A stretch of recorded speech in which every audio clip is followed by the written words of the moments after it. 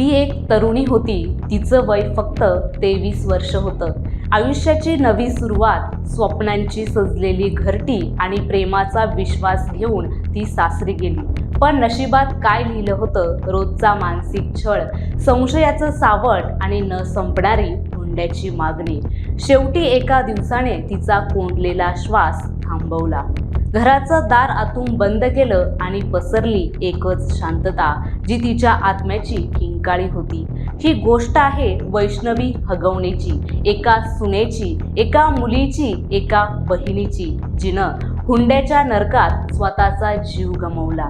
पण ही केवळ वैष्णवीची कहाणी नाही, ही कहाणी आहे त्या सडलेल्या व्यवस्थेची, त्या राजकीय वरदहस्ताची, जिथे आरोपी नेते म्हणून मोकाट फिरतात आणि बळी गेलेल्या न्यायासाठी तडफडत राहतात।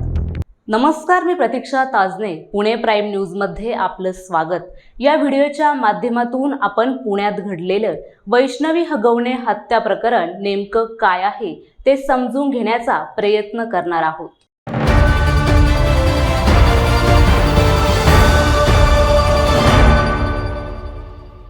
नेमकं झालं असं, राष्ट्रवादी काँग्रेस अजित पवार गटाचे पदाधिकारी राजेंद्र हगवणे यांची धाकटी सून वैष्णवी शशांक हगवणे हिने शुक्रवारी 16 मे रोजी 4:30च्या सुमारास भुकुम येथील राहत्या घरी गळफास घेऊन आत्महत्या केली। वैष्णवी हगवणे यांनी बेडरूमचा दरवाजा आतून बंद करून आत्महत्या केली। काही वेळानंतर पती शशांक हगवणे यांनी दरवाजा ठोठवला, पण प्रतिसाद न मिळाल्याने त्यांनी दरवाजा तोडला। पाहतात तर काय, समोर वैष्णवी यांनी गळफास घेतला होता। त्यानंतर त्यांनी लगेचच वैष्णवी यांना तातडीने रुग्णालयात दाखल केले, मात्र उपचारापूर्वीच त्यांचा मृत्यू झाल्याचे डॉक्टरांनी सांगितले। वैष्णवीच्या मृत्यूनंतर तिचे वडील आनंद कसपटे यांनी बावधम पोलीस ठाण्यात हगवणे कुटुंबाविरोधात तक्रार केली। त्यांच्या फिर्यादीवरून वैष्णवी यांचे पती शशांक हगवणे, सासू लता हगवणे, सासरे राजेंद्र हगवणे, नणंद करिश्मा आणि दीर सुशील यांच्या विरोधात गुन्हा दाखल करण्यात आला आहे। तक्रारीनंतर पोलिसांकडून हगवणे कुटुंबातील वैष्णवीचे पती, सासू आणि नणंद यांना अटक करण्यात आली आहे। मात्र तिचे सासरे राजेंद्र हगवणे आणि दीर सुशील हगवणे हे फरार आहेत। फिर्यादीत नमूद केल्याप्रमाणे वैष्णवीचा लग्नानंतर सातत्याने मानसिक छळ, शारीरिक छळ देखील करण्यात येत होता। प्रेमविवाहाच्या वेळी माहेरच्यांनी 51 तोळे सोनं, फॉर्च्युनर गाडी, चांदीची भांडी देखील दिली होती। परंतु त्यानंतर 2 कोटी रुपये जमीन खरेदीसाठी मागण्यात आले। ही रक्कम न दिल्याने पती शशांकने धमकी देखील दिली होती। तसेच तिच्या चारित्र्यावर संशय घेतला जात होता, अशी माहिती त्यांनी फिर्याद नोंदवताना दिली आहे। परंतु हे प्रकरण नवीन नसून हगवणे कुटुंबियांचा छळाचा इतिहास आहे। कारण नोव्हेंबर 2024 मध्ये राजेंद्र हगवणे यांच्या मोठ्या सुनेनेही पौड पोलीस ठाण्यात तक्रार दाखल केली होती।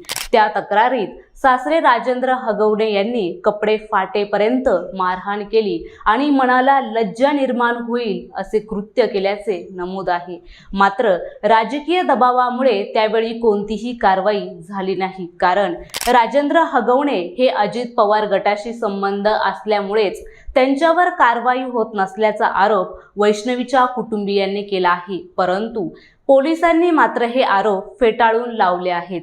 3 पथके फरार आरोपींच्या शोधात देखील पाठवली असल्याचे वैष्णवीच्या वडिलांना सांगण्यात आले आहे। याशिवाय पोलिसांनी वैष्णवीचा मृत्यू आत्महत्या असून तिला मारहाणीचे वण आढळल्याने आत्महत्येस प्रवृत्त केल्याचा गुन्हा नोंदवला आहे।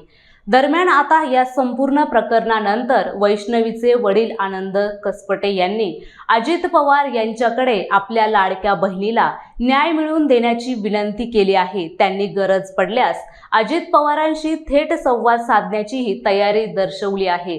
आता या संपूर्ण प्रकरणाचे महाराष्ट्रात मोठे पडसाद उमटत आहेत। आता या प्रकरणात अजून नवीन कोणत्या गोष्टी समोर येणार आणि वैष्णवीला खऱ्या अर्थाने न्याय मिळणार का, हे पाहणं आता महत्त्वाचं ठरणार आहे। त्यामुळेच यापुढील सर्व अपडेट पाहण्यासाठी पाहत रहा पुणे प्राईम न्यूज।